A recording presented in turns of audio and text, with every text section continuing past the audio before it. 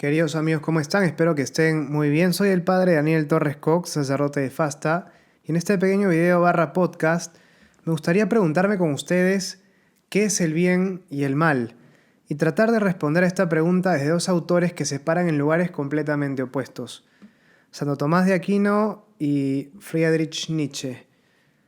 Vamos a llevar esta discusión no a un plano ontológico, es decir, no a tratar de investigar si es que las cosas son buenas en sí mismas o no, sino vamos a ir a un plano moral, es decir, vamos a centrarnos en las acciones.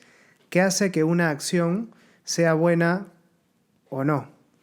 Sea buena o mala. Bien, empecemos entonces yendo a este plano por Nietzsche. Nietzsche, como saben, es un filósofo bastante conocido, un filósofo además que tiene mucha influencia incluso el día de hoy. Él vive entre los años 1844 y 1900.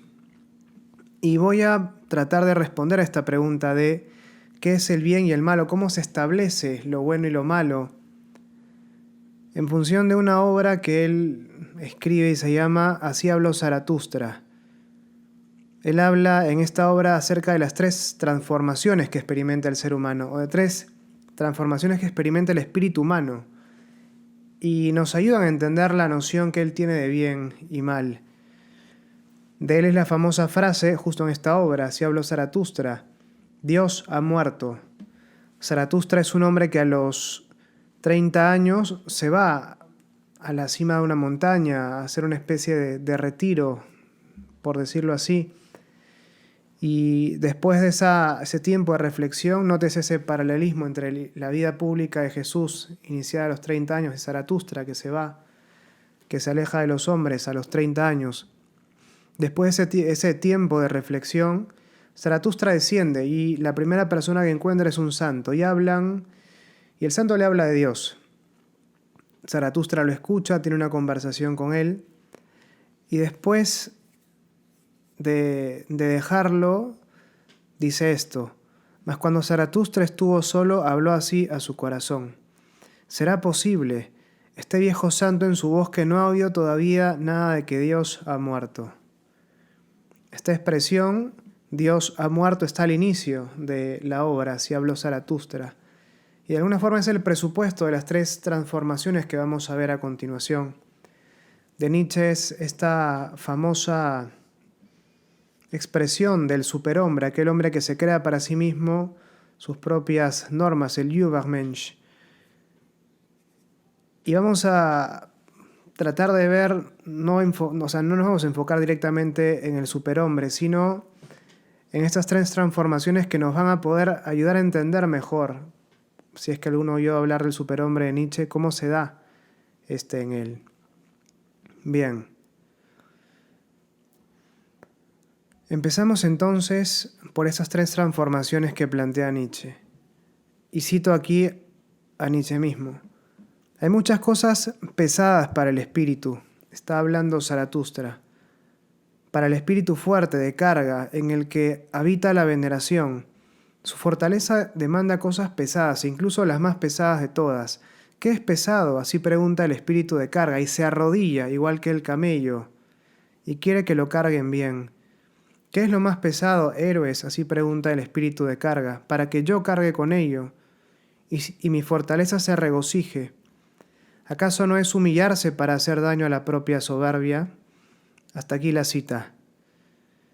La primera transformación que experimenta el espíritu humano, dice Nietzsche, poniendo en boca esto de Zaratustra, se convierte en camello.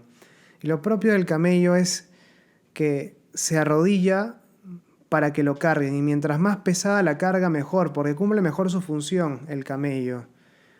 ¿Qué es esta carga que carga el camello? Son los valores que nos imponen desde afuera, dirá Nietzsche, la noción o las nociones de bien y de mal. El camello es cargado con un ideal de bien y mal que le es impuesto desde afuera, por ejemplo, desde la religión o desde ciertas tradiciones, por poner un caso. Es una carga pesada, sin duda, pero al camello le encanta que lo carguen, le gusta que lo carguen y que lo carguen bien. Pero es muy importante tener en cuenta cómo el punto de partida de Nietzsche es que la moral, las nociones de bien y mal son siempre una imposición. La moral siempre va a ser vista como una imposición, como una carga pesada. Una imposición, una carga, pero además una carga pesada. Y al camello le encanta que lo carguen. Esto podríamos tratar de ejemplificarlo de muchas maneras. Tal vez podríamos, por ejemplo, poner el caso de la vivencia de la sexualidad. Yo sé que no hay que tener relaciones sexuales antes del matrimonio y lo pregono a los cuatro vientos, pero realmente no sé por qué. Sé que no tengo que hacerlo porque es pecado, pero no sé realmente por qué es pecado. No debo hacerlo por más que me sienta tentado a hacerlo y reprimo ese deseo que experimento. Experimento este mandato como una carga y lo vivo así, desde la carga, desde la represión. El camello. No importa por qué está mal y punto, lo dice la iglesia y punto, es pecado y punto. No hay necesidad de explicar más. El camello, me arrodillo para que me carguen. Esto es lo que plantea Nietzsche. Pero dice, este camello tiene que experimenta una nueva transformación. El espíritu que se transforma en camello pronto experimenta una transformación, o debería experimentar una transformación, en león. Y cito acá a Nietzsche. Pero en lo más solitario del desierto tiene lugar una segunda transformación. En león se transforma aquí el espíritu. Quiere conquistar su libertad como se conquista una presa y ser señor de su propio desierto. Aquí busca a su último señor. Quiere convertirse en enemigo de él y de su último Dios. Con el gran dragón quiere pelear para conseguir la victoria. Hasta aquí la cita. Busca entonces ahora ese camello el origen de esas normas impuestas. Experimenta que él tiene un deseo que va en contra de esas normas y se empieza a preguntar, pero ¿por qué tengo que hacer lo que otros me dicen? ¿Por qué tengo que andar caminando un camino que no he trazado yo? ¿Por qué tengo que hacer lo que otras personas me marcan como bueno o malo? Si es que es algo que va en contra de las cosas que yo siento que deseo y que me gustaría realmente hacer. Experimento esas normas como una imposición, como una carga, pero es una imposición que pronto me doy cuenta que va en contradicción contra las cosas que quiero hacer, contra mis deseos. Y entonces empieza esa transformación de camello a león. Y empiezo a buscar el origen de esas normas, cuál es el fundamento, de quién vienen esas normas para rebelarme en contra de él. Ese es el gran dragón, el Dios. De acá cito de nuevo a Nietzsche. ¿Quién es el gran dragón al que el espíritu no quiere seguir llamando Señor ni Dios? Tú debes, se llama el gran dragón. Pero el espíritu del león dice, yo quiero. Tú debes, le cierra el paso. Brilla como el oro, es un animal escamoso y en cada una de sus escamas brilla áureamente, tú debes. Todos los valores han sido creados y yo soy todos los valores creados. En verdad, no debe seguir habiendo ningún yo quiero, así habla el dragón. Hasta aquí la cita. El tú debes empieza a entrar en contradicción con el yo quiero. Empieza a surgir en el camello esa voz del yo quiero. Y entonces, en orden a poder rebelarse en contra del tú debes, ese camello se transforma en león. Y así como el león violentamente busca ir en contra atrapar a su presa, así con esa violencia se revela en contra de sus amos, en contra del dragón, en contra del tú debes. En el camello prima el yo debo. En cambio, cuando el espíritu empieza a transformarse, quiere hacer primar el yo quiero. Porque ese propio querer que de pronto el espíritu humano descubre entra en contradicción, abierta contradicción con el tú debes. ¿Por qué entonces seguir siguiendo normas impuestas por otros? Se trata de normas que venía cargando por mucho tiempo. O se trata de un amo muy poderoso, por ejemplo, la religión. Entonces, la rebelión tiene que ser violenta. Por eso la figura del león. Y por eso, por ejemplo, volviendo al tema de las relaciones sexuales que habíamos pensado o que habíamos comentado, Muchas veces una persona que ve en la moral de la iglesia una represión, algo que va en contra de sus propios deseos, se revela no solo contra la moral, se revela incluso en contra de Dios. Y no es que, bueno, yo sigo creyendo en Dios, pero por ahí hay ciertas cosas que no me gustan. Generalmente esa rebelión es todo o nada. No puedo con esto, me alejo completamente de Dios. Mato a Dios, por decirlo así. Si matamos a Dios no hay normas. El león tiene que matar a ese tú debes. Tiene que matar a Dios. Pero como Dios ha muerto, como decíamos al inicio, entonces ese Dios viene a ser simplemente una ilusión. Y ese matar a Dios implica darme cuenta de cómo son las cosas realmente, que no hay ningún Dios. Y por lo tanto no hay ninguna razón para seguir normas impuestas por otros. Cada quien tiene que elegir sus normas. Pero para elegir sus normas hay que matar al dragón. El león tiene que matar a ese dragón. Pero dice Nietzsche que ese león tiene que experimentar una nueva y última transformación, transformarse en niño. Y cito aquí a Nietzsche. Crear valores nuevos, tampoco el león aún es capaz de hacerlo. Mas crearse libertad para un nuevo crear, eso sí es capaz de hacerlo el poder del león. Pero dime, hermanos míos, ¿qué es capaz de hacer el niño que ni siquiera el león ha podido hacer? ¿Por qué el león rapaz tiene que convertirse todavía en niño? Hasta aquí un momento la cita. El león dice es incapaz de crear nuevos valores, pero sí es capaz de poner las condiciones, crear las condiciones, generar las condiciones para poder crear esos valores. Porque el león ataca con violencia al origen de esas normas, de ese tú debes. Y matado el dragón, queda entonces el terreno libre para que aparezca el niño, que es el que puede crear esos valores. La última transformación que experimenta el espíritu humano. Y ahora cito nuevamente a Nietzsche. Inocencia es el niño y olvido, un nuevo comienzo, un juego, una rueda que se mueve por sí misma, un primer movimiento, un santo decir sí.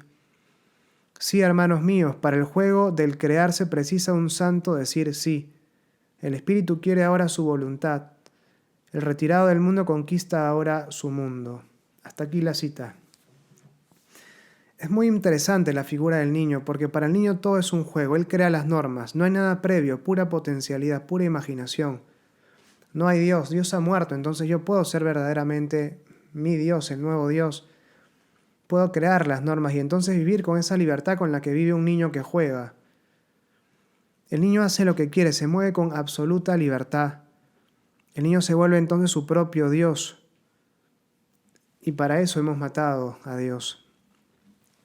Es entonces esa persona que se convence finalmente de que no existe Dios, de que la religión es un invento.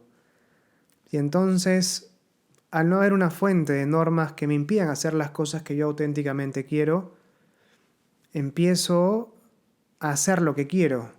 Y me creo yo mis propias normas. Y entonces hago eso que me impedía hacer la religión y vivo mi sexualidad, que es el ejemplo que venimos siguiendo, de la forma que yo quiero. Me he liberado finalmente de la iglesia, me he liberado finalmente de las costumbres o las tradiciones de mis padres o mis abuelos, que me decían que no se tenía que esperar hasta el matrimonio, ponte. Y empiezo a hacer realmente lo que yo quiero. Vivo una sexualidad ordenada hacia el placer, hacia la búsqueda de la mayor satisfacción posible. Y al inicio puede sentirse como una montaña rusa, pero tarde o temprano, y esto es algo admirable, se empieza a experimentar una sensación de vacío, ese vivir como yo quiero, hacer las cosas que yo quiero hacer. Pronto me empieza a dejar una sensación de vacío, una suerte de sinsabor. Si es que vivir la sexualidad orientada simplemente hacia el placer es realmente hacer lo que yo quiero hacer y hacia eso me impulsan mis deseos, ¿por qué? No sé, mucha gente después de ver pornografía, recurrir a la masturbación, tiene una sensación de vacío. Uno dirá, no, es porque recuerda todavía ciertas normas, recuerda ciertas imposiciones que tenía antes y no se ha liberado completamente. No, hay algo más. Porque ya no es una cuestión de las cosas que todavía traigo arrastrando y de las que no puedo finalmente liberarme. Es una sensación de vacío profunda que no tiene que ver con cuestiones heredadas o cuestiones impuestas. Tiene que ver con un mirar hacia adentro de mí y verme vacío. Lo mismo, una vivencia de la sexualidad así orientada al placer con otras personas. Sí, me siento bien, me siento espectacular teniendo relaciones únicamente por tener relaciones, pero pronto me doy cuenta que esa vivencia de la sexualidad con otras personas, teniendo como el centro únicamente el placer, me impide tener con ellas una conexión honda, profunda. Porque en el fondo esa persona es para mí más que un objeto, una cosa, y no puedo intimar realmente con una cosa. Y yo soy para la otra persona un objeto, una cosa, y no está conmigo para intimar. No puedo tener realmente una relación profunda. Por más que tenemos relaciones sexuales, no tenemos intimidad. No hay una comunicación, no hay una comunión, no hay una entrega verdadera en ese acto. Y entonces de alguna manera siento que tener relaciones únicamente orientándolas al placer es como tener hambre y comer, no sé, mascar chicle o masticar chicle. Claro, me puede quitar el hambre por un momento, pero no es lo que realmente me alimenta. Yo necesito algo más. Y entonces este vivir la moral, y esto podemos aplicarlo a todo, ¿no? Pero vivir la moral desde esta perspectiva de la liberación que plantea Nietzsche pronto me deja una sensación de vacío, me lleva a un callejón sin salida.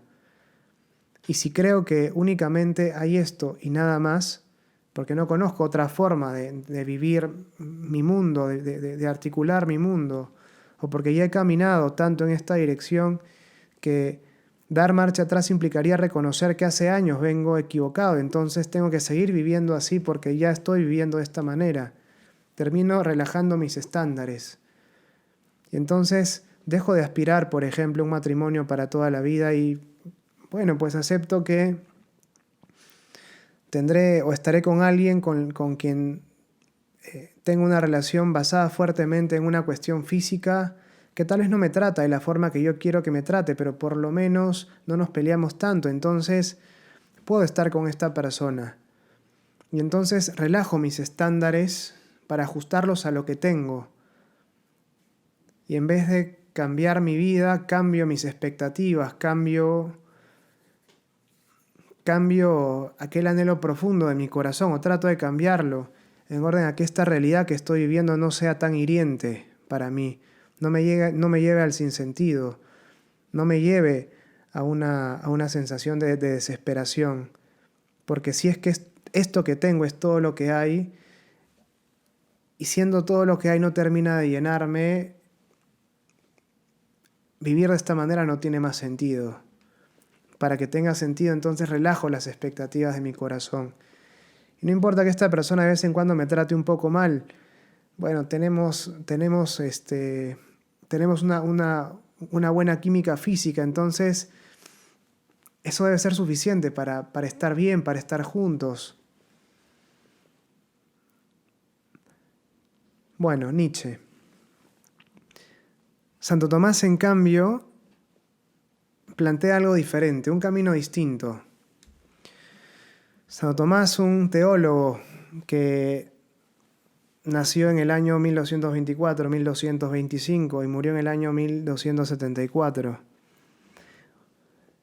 Y uno dirá, bueno, siendo teólogo, entonces seguramente nos va a hablar de los 10 mandamientos como fuente de lo que está bien y lo que está mal. Sí y no, en realidad.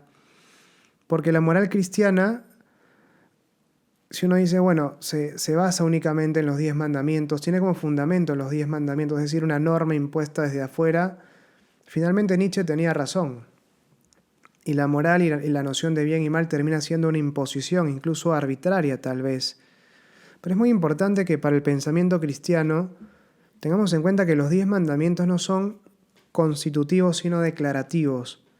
Es decir, revelan al ser humano lo que está en su corazón, declarando las normas que hay que seguir, pero no creándolas. Es decir, la norma está inscrita en el corazón del ser humano, en la propia naturaleza del ser humano. Y lo que hacen los 10 mandamientos es reflejársela, ponérsela por escrito. La tabla de los 10 mandamientos es un reflejo de lo que está escrito en la tabla de nuestro corazón. Y por ejemplo, si es que el quinto mandamiento no estuviera escrito en las tablas de la ley, que dice no matar, no sería para mí lícito matar. Es decir, yo no respeto la vida de otras personas porque el quinto mandamiento me dice que no debo matar, pero no es que si el quinto mandamiento no estuviera, entonces podría matar. No, porque yo no cuido la vida de otras personas porque lo digo un mandamiento. Cuido la vida de otras personas porque es aquello a lo cual me inclina mi naturaleza. Respetar la vida de otros, cuidar la vida de otros, no hacer daño a otros, es algo a lo que estamos llamados no por ser cristianos, sino por ser humanos, por ser seres humanos. Y entonces uno dirá, los 10 mandamientos son para los creyentes. No, en realidad. En tanto los 10 mandamientos reflejan algo que está ahí escrito en la naturaleza del ser humano, son para todos. Ya sea que tú seas creyente o no, matar está mal. No porque lo diga el mandamiento, sino porque lo dice tu corazón, la norma escrita en tu corazón. Esto es fundamental entonces. Para Santo Tomás, para el cristianismo en realidad, la fuente de la moralidad, la fuente de la moral, la fuente última, digamos, de la moral, no es una norma, sino la naturaleza del ser humano. Que claro, uno dirá, naturaleza que refleja la inteligencia de Dios, que expresa lo que Dios ha puesto en nosotros.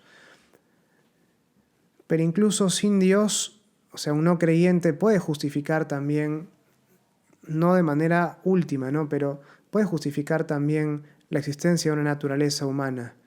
Falta el giro final de, bueno, ¿quién ha puesto en nosotros esa naturaleza? Pero incluso desde la razón natural, desde una postura atea, es posible hablar de una naturaleza humana. Si no, no tendríamos posibilidad de identificarnos todos como seres humanos. ¿Por qué un perro es un perro? Siendo que hay Dobermans y Chihuahuas. Porque todos, a pesar de las diferencias notables que hay entre ellos, poseen una misma naturaleza que los hace ser perros, a todos ellos. Bien, pero me gustaría aquí citar a Santo Tomás de Aquino, en la prima secunde, es decir, en la primera parte de la segunda parte, la cuestión 94, el artículo 2, el cuerpo de esta cuestión. Dice así Santo Tomás, una cita corta, pero bien potente. Todo aquello hacia lo que el ser humano tiene una inclinación natural, la razón naturalmente lo entiende como bueno, y en consecuencia como algo que se debe hacer, y lo contrario como malo y que se debe evitar. Repito, porque vamos a usar solamente esta cita de Santo Tomás. Todo aquello hacia lo que el ser humano tiene una inclinación natural, la razón naturalmente lo entiende como bueno y en consecuencia como algo que se debe hacer, y lo contrario como algo malo y que se debe evitar. Esto es muy importante entonces porque para Santo Tomás, para el cristianismo, bien y mal no son nociones que se imponen desde afuera, son nociones que brotan de mi propia naturaleza y será bueno aquello que me perfecciona en cuanto ser humano, es decir, aquello a lo que me inclina naturalmente mi naturaleza en cuanto ser humano, valga la redundancia, y será malo aquello que me reste perfección en cuanto ser humano, aquello que implique para mí plenitud, florecimiento de mi naturaleza, perfección, de una perspectiva sobrenatural, santidad. Eso será bueno. Y aquello que me quite perfección, que me corrompa interiormente, eso será malo. ¿Y qué hacen los 10 mandamientos? Me exponen de alguna forma ese camino que ya está trazado en mi corazón. ¿Por qué matar está mal? Porque me hace mal en cuanto ser humano. Aquí Sócrates decía que es peor cometer un mal que padecerlo, porque el que padece un mal, ese mal queda en el exterior, pero el que lo comete, ese mal brota de su corazón y lo corrompe entonces interiormente. Y aquí se ve también con más claridad la noción de pecado. Pecado es aversión a Dios y conversión a las criaturas, es decir, decirle que sí a algo que implica decirle que no a Dios. Ofendo a Dios eligiendo algo, pero aquí lo interesante, eligiendo algo contrario a mi naturaleza, algo que me daña en cuanto ser humano. Ofende a Dios porque daña al ser humano. Santo Tomás dirá que todo pecado es siempre algo antinatural, algo que me afecta a mi naturaleza, algo que corrompe mi naturaleza, algo que daña, perjudica mi naturaleza. Y por eso ofende a Dios, porque estoy dañando la obra del artista. Y dañar la obra del artista, como tirar pintura sobre una obra recién terminada, ofende a la persona que hizo esa obra. Eso pasa con Dios y nosotros. ¿Por qué? Uno puede decir, no, ¿por qué esto es pecado? Si es que yo lo hago solo en mi habitación, no daño absolutamente a nadie. Porque te estás dañando a ti mismo, por eso es pecado. Si te hiciera bien en cuanto ser humano, no sería pecado. Una acción que me planifique en cuanto ser humano no puede ser pecado. Si algo me planifica, me perfecciona en cuanto ser humano, como decíamos, es algo bueno para mí. Si algo me resta perfección en cuanto ser humano, es algo malo. Vemos entonces cómo las nociones de bien y de mal no son impuestas desde afuera, sino que lo que es bueno responde a mis inclinaciones más hondas, a mis inclinaciones más profundas, a aquello que estoy llamado a ser en cuanto ser humano. Pero es importante retomar la noción de naturaleza, porque no estamos hablando aquí de lo que yo quiero, aquello de lo que me da la gana, aquello que me da la gana de hacer. Esas no son las inclinaciones profundas de las que estamos hablando. Hablamos de inclinaciones que brotan de nuestra naturaleza en cuanto seres humanos y por lo tanto son comunes a todos los seres humanos. No es, no sé, quiero comerme una hamburguesa en este momento porque me muero de hambre y entonces como brota de un querer mío, de una inclinación que tengo, robarla va a ser algo bueno. No, o sea, es un querer superficial del que estás hablando, ese deseo de comer hamburguesa. No es algo que responde a tus inclinaciones más hondas, más íntimas. Y además, si bien hay una inclinación profunda de preservar la propia vida, esa inclinación debe satisfacerse respetando otras inclinaciones naturales, como está el respetar los bienes del otro, ¿no? Pero bueno, a eso vamos ahora. ¿Cómo conozco yo entonces estas inclinaciones profundas? Es decir, bien, cuando hablamos de aquello a lo que tiendo naturalmente, aquello a lo que tiende mi naturaleza, hablamos entonces de inclinaciones que todos poseemos en cuanto a seres humanos, que son comunes a todos los seres humanos, porque brotan de la misma naturaleza humana que todos poseemos. Es decir, hablamos de inclinaciones que son comunes a todos, no es mi querer o tu querer particular, lo cual nos llevaría a una concepción de bien y mal relativa. Es decir, depende de cada uno. No estamos planteando una consideración relativa, sino una cuestión objetiva. Planteamos el fundamento del orden moral en una cuestión objetiva, algo que se da más allá del querer de una u otra persona. Una pregunta que naturalmente surge a partir de lo que estamos diciendo es, bueno, ¿cuáles son esas inclinaciones profundas, esas inclinaciones más hondas que poseemos todos los seres humanos? Y Santo Tomás las agrupa en tres bloques. Él dice, hay inclinaciones que son comunes a todo cuanto existe. Una de ellas, la primera de ellas es que todo cuanto existe tiende a conservar su propia existencia. En el caso de los seres humanos, todo ser humano tiende a conservar su propia vida. Y desprendiéndose de alguna manera de esta, también tiende a evitar ser dañado por otras personas. Entonces de aquí surgen todo lo relativo a la preservación de la vida y brotan derechos como el derecho a la vida, a la integridad. No solo preservar mi propia vida, sino no hacer daño, no atentar contra la vida de otras personas. Son inclinaciones que todos poseemos, dice Santo Tomás, en cuanto a seres humanos. Hay también algunas inclinaciones que compartimos con algunos animales, dice Santo Tomás. Y entre ellos está la unión del varón y la mujer en orden a la procreación, de lo cual se desprende, por ejemplo, el matrimonio como institución natural. Y también está la educación de los hijos, porque no se trata únicamente de traer personas al mundo, sino de criarlas. Y eso dice Santo Tomás, eso lo compartimos son inclinaciones comunes también a los animales, en los cuales hembra y macho también se reproducen, dirá él. Y después hay inclinaciones que poseemos en cuanto seres humanos, que son exclusivas para nosotros. Y él dice, tenemos por ejemplo el deseo de conocer a Dios. Tenemos también esa inclinación a vivir en sociedad, una inclinación también a buscar la verdad y evitar la ignorancia. Podemos enumerar entonces 7 bienes o 7 inclinaciones profundas del ser humano que nos marcan un camino inicial de lo que está bien y lo que está mal. Preservar la propia existencia, evitar ser dañado por otros. La unión entre el varón y la mujer en orden a la procreación, el matrimonio. La educación de los hijos sería el número 4. 5. Buscar conocer a Dios. 6. Vivir en sociedad. 7. Evitar la ignorancia, buscar la verdad. Y claro, uno dirá, bueno, pero si es tan evidente, si es algo que se desprende de nuestras inclinaciones naturales, ¿por qué no todos actuamos de esta manera? ¿Por qué no todos conocemos estas inclinaciones? Y acá Santo Tomás dice que el hallazgo de estas inclinaciones de las cuales brota la ley natural, la ley que está inscrita en nuestra naturaleza y que se refleja en los 10 mandamientos, esa ley natural, el hallazgo de esa ley natural en el caso del ser humano tiene algunas particularidades porque dice el ser humano es al mismo tiempo legislador y legislado. Es legislado porque la norma que descubre es una norma que no se ha creado para sí mismo, legislado. Pero es legislador porque él tiene que ejercitar su razón para poder descubrir esa norma que está inscrita en su naturaleza. Y por eso los 10 mandamientos nos ayudan a explicitar, nos facilitan el trabajo. Podríamos llegar nosotros naturalmente al conocimiento de estos 10 mandamientos, sí. Lo que hace la Escritura, lo que hace nuestro Señor es facilitarnos el trabajo.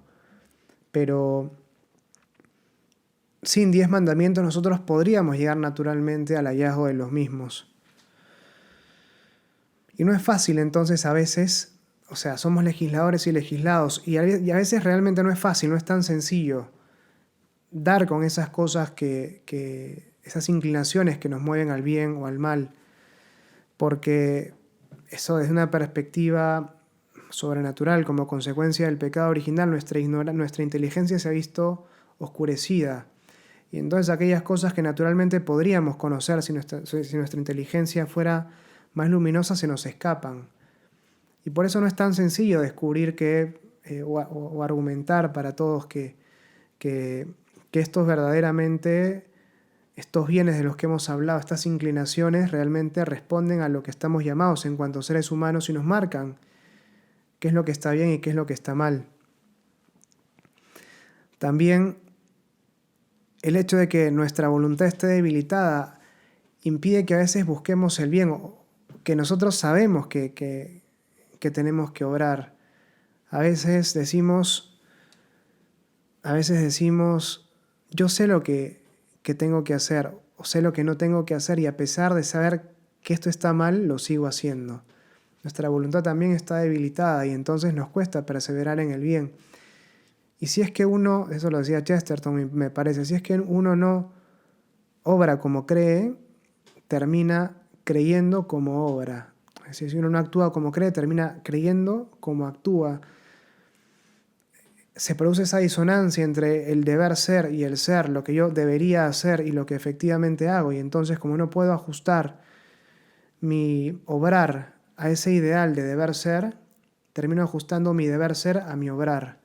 Y entonces termino justificando en el fondo las conductas que yo sé que están mal, pero las asumo ahora como si estuvieran buenas. Me trato de convencer de que ellas son efectivamente buenas, porque inicialmente no pude llegar a practicarlas como consecuencia de una debilidad en mi voluntad y no quise perseverar, y entonces tengo que justificar de alguna manera estas cosas que estoy haciendo. Y a veces también las emociones, no solo la voluntad, sino que las emociones nublan el intelecto y me impiden conocer ciertas cosas que deberían ser evidentes. Eso pasa, por ejemplo, llevándolo a un tema más eh, no sé, distinto.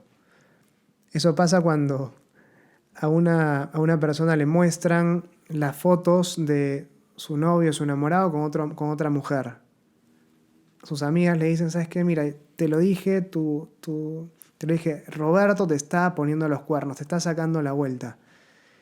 Y ella va y le lleva las fotos a Roberto, pero como está muy enamorada de Roberto, Roberto va y le dice, amor, tú sabes que ellos nos quieren separar, tus amigas son unas envidiosas porque ninguna de ellas tiene enamorado, tiene novio, están solas, si quieren que tú estés tan sola como ellas, ¿le vas a creer a ellas o a mí? Es una clienta de mi trabajo y, y bueno, nos hemos hecho amigos simplemente, pero ¿qué tiene de malo salir a tomar con una amiga a una discoteca en la noche? O sea, tú puedes hacer eso con tus amigos si quieres, también es lo más normal. Y bueno, él empieza a trabajar y claro, trabaja desde el sentimiento y esa persona termina finalmente aceptando lo que la otra persona le dice. Eso podemos llevarlo también a una cuestión moral, ¿no? Si es que, por ejemplo, ¿no? Yendo al tema de las relaciones sexuales, si es que yo considero, si es que yo en algún momento o sea, me doy cuenta de que me he equivocado en la forma de vivir y, por ejemplo, he incluso promovido este estilo de vida en otras personas, tal vez en mis hijos o en otros amigos, el darme cuenta de que esto efectivamente estaba mal, que no me lleva a ningún lado, que no me da la plenitud que quiero, implica reconocer que también le he hecho daño a otras personas y el hecho de no querer sentir ese remordimiento, ese dolor, puede hacer también que yo, esa emoción que puedo experimentar, ese temor, hace que me cueste reconocer que estoy obrando de una manera incorrecta. Entonces me termino empecinando en esa decisión que estoy tomando. ¿Por qué? Porque la emoción nubla, en este caso, la razón. Como pasó con el caso de la persona que, que no quería aceptar que le estaban poniendo los cuernos. Tengo ese temor, tal vez, esa angustia que me empieza a invadir si es que no solo yo estaba yéndome al hoyo, sino que he llevado a otras personas también a ese lugar. Y ese remordimiento que me puede llegar a asaltar impide que mi razón funcione con claridad. Bien, entonces para Santo Tomás, lo bueno es lo que se corresponde con mi naturaleza, lo que me hace florecer en cuanto ser humano, y lo malo es lo que me corrompe interiormente. No quiere decir que lo bueno, entonces eso que se corresponde con mi naturaleza vaya a ser necesariamente lo más fácil o lo que quiero hacer de manera más natural, en el sentido más natural, a ver, no más natural, sino lo que quiera hacer como un deseo más a flor de piel. A veces aquello a lo que mi naturaleza me inclina profundamente está en contra de mi querer más superficial. Y es lo que pasaba, por ejemplo, con el hecho de obrar en el terreno del amor orientándome hacia el deseo o orientándome hacia el amor, hacia la entrega de mí mismo hacia otras personas, pero desde el amor, como una donación, como una búsqueda del bien de la otra persona. Lo más fácil es tener relaciones sexuales, simplemente. Lo más difícil es, por ejemplo, tratar de vivir la castidad. Pero incluso viviendo con esta dificultad que implica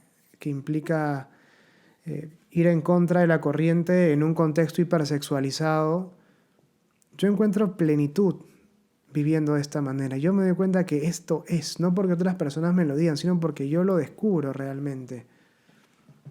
Esto realmente es para mí, porque lo he entendido, o sea, sé, no actúo a ciegas como lo hacía el camello, no actúo como consecuencia de una imposición, sino que empiezo a ver que esto realmente es lo mejor para mí y empiezo a tener mis propias razones, mi inteligencia lo empieza a ver por ella misma y mi voluntad dice, lo quiero, yo quiero vivir de esta manera.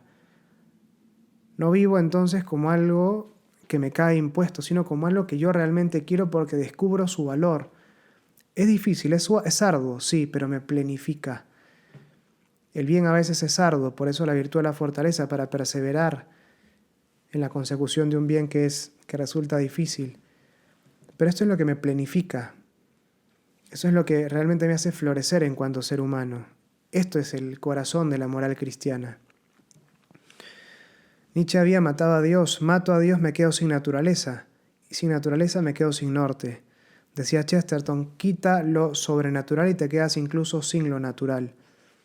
Si no hay una naturaleza que justifique o que me oriente en orden a cómo debo obrar, mirando al bien y al mal, y creo, o sea, me creo el cuento de que yo me perfecciono de la manera que quiero, al final termino tratando de orientarme con una brújula cuya aguja gira en todas las direcciones. Bueno, queridos amigos, esto es lo que quería compartir con ustedes el día de hoy, algunas reflexiones en torno a este tema, que espero que les hayan resultado interesantes, les hayan gustado. Les mando un saludo grande y bueno, Dios mediante nos veremos en algún momento pronto. Dios los bendiga. Chao.